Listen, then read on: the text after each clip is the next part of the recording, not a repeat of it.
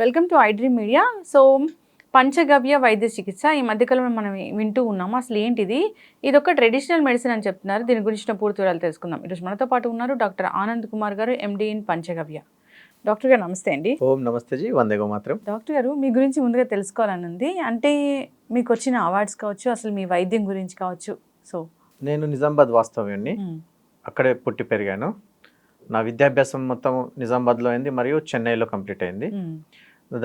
తర్వాత కాలేజ్ సమయం నుంచే తాతగారు అన్నగారితో ఉండి కొంచెం వైద్యం నేర్చుకోవడం జరిగింది. దాంతోపాటు ఇంకొంచెం ఇంట్రెస్ట్ పెరిగి చెన్నై వెళ్ళిపోయాను.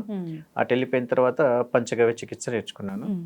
అక్కడ సంవత్సరం కోర్సు ఉంది, అది చేసుకుంటూ దాని లోపల నాభి చికిత్స, నాడీ చికిత్స, సంవహన క్రియ, ఈ రోజుల్లో కైరోపాటిక్ అడ్జస్ట్మెంట్ అంటారు కదా, సంవహన క్రియ అంటారు దాన్ని, అది చేసేసాను.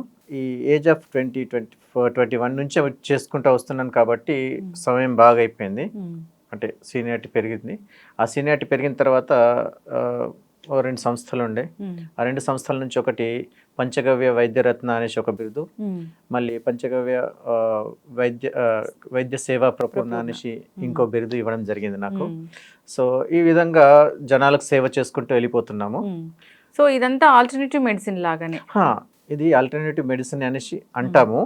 కాకపోతే నేనేమంటాను అనేసి అంటే, భారతదేశానికి నేటివ్ వైద్యం ఏంటిది అనేసి అంటే మన యొక్క ఈ ఆయుర్వేదము అండ్ పంచగవ్య అండి.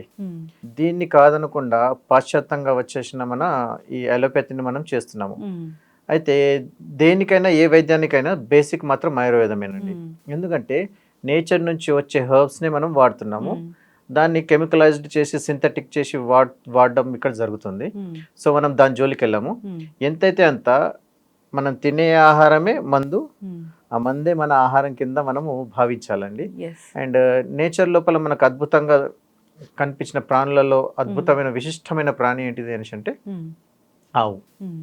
ఆవు మరి నంది. వీరిద్దరూ మానవాళికి అసలు మీరు ఊహించినంత సేవలు చేస్తున్నాయి. అవి మనకేం కావాలో దానికంటే ఎక్కువగా అందిస్తున్నాయి. వాటిని పొగిడినా కానీ మనం పొగిడేంత లేదు. అయినా కానీ వాటి నుంచి మనం ఏం పొందుతున్నాం ఏందన్నది మాత్రం మనం డిస్కస్ చేయగలుగుతాం. ఖచ్చితంగా డాక్టర్ గారు. అయితే ఈ పంచగవ్య అనగానే అసలు ఈ వైద్యం అనేది ఎలా ఉంటుంది, ఎటువంటి జబ్బుల్ని తగ్గించడానికి ఇది వాడతాం మనం? చరక సంహిత లోపల పంచగవ్యాల గురించి క్లియర్గా చెప్పారు. దాని లోపల ఫస్ట్ ఆఫ్ ఆల్ పంచగవ్య అంటే ఏంటిదో మనం తెలుసుకుందాం. ఆవు యొక్క వచ్చే పంచగవ్యాల నుంచి మనము పంచగవ్యాలు అంటున్నాం. ఆ గవ్యాలు ఏంటి అంటే పాలు, పెరుగు, నెయ్యి, గోమయము అంటే గోరసం కిందకి వస్తాం అనేసి అంటారు, అండ్ నెయ్యి. వీటిని మనము పంచగవ్యాల కిందకి వేస్తున్నాము.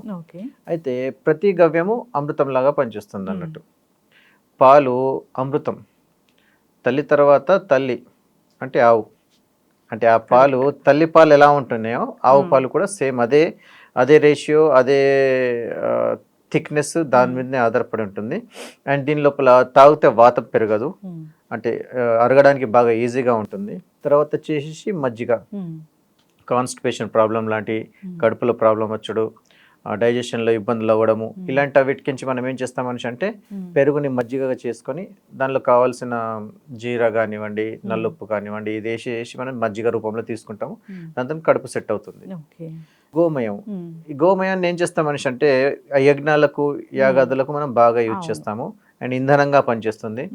అండ్ పూర్వకాలంలో ఏం చేసేవారు మనిషి అంటే, ప్రెగ్నెన్సీ లేడీ ఉంటుంది కదా, నొప్పులు రాగానే యాక్చువల్లీ 30 ml అవసరం ఉంటుంది.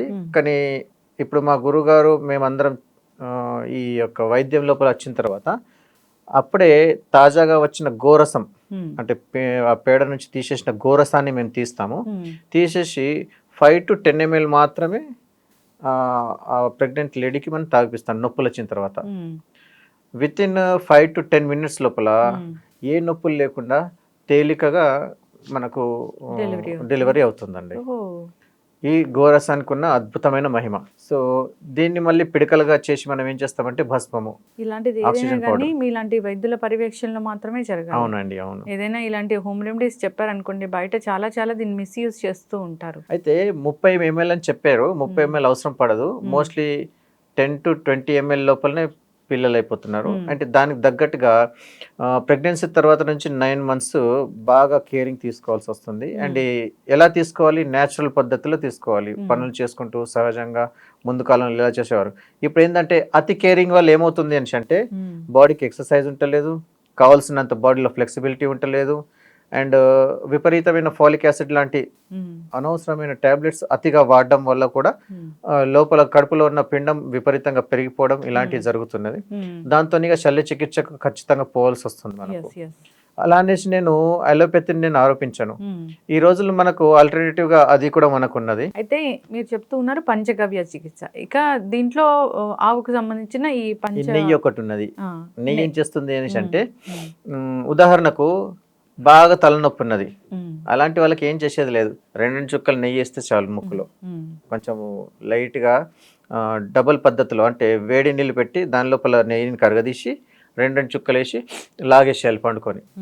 అలా వారం నుంచి 2 వారాలు చేశారనుకోండి ఎలాంటి తలనొప్పి అయినా వెళ్ళిపోతుంది.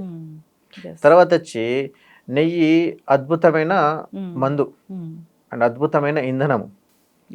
అయితే దీని యొక్క 10 to 15 grams చేస్తే 1 ton ఆక్సిజన్ ఏర్పడుతుంది మనకు. ఇది అందుకోసమే మన యజ్ఞాల్లో వేసేది నెయ్యి అన్నట్టు. మీరు యజ్ఞం చేసేటప్పుడు సరౌండింగ్ లోపల ఎలాంటి రోగగ్రస్తులైన వారిని మీరు కూర్చోబెట్టేసినా కానీ వారు అప్పటిదప్పుడు హుషారు అయిపోతారు. మీరు గమనించండి మీరు ఒకసారి. అంటే వైబ్రేషన్స్ అంతగా ఉత్పన్నం అవుతాయి. అండ్ మీరు వేసే మూలికలు ఏవైతే ఉన్నాయో ఇవన్నీ చెడిబుట్టి ఉంటుంది కదా మూలికలు, ఆ మూలికలు మనము దేంట్లో వేస్తాం, మనము ఈ యొక్క యజ్ఞంలో వేస్తాం అన్నట్టు. దాంతో క్యూర్ అవుతుంది. అయితే దీన్ని ఏమంటారు అనేసి అంటే ముందు కాలంలో గంధ చికిత్స అని అన్నవారు. నెయ్యి మూలికల యొక్క వాసనని మీరు పీల్చుకొని కూడా మనిషి రోగాన్ని నయం చేయొచ్చు గంధ చికిత్స. పంచగవ్య చికిత్స అంటే ఈ 5 గవ్యాలతోని మనం చేసే వైద్యం అన్నమాట.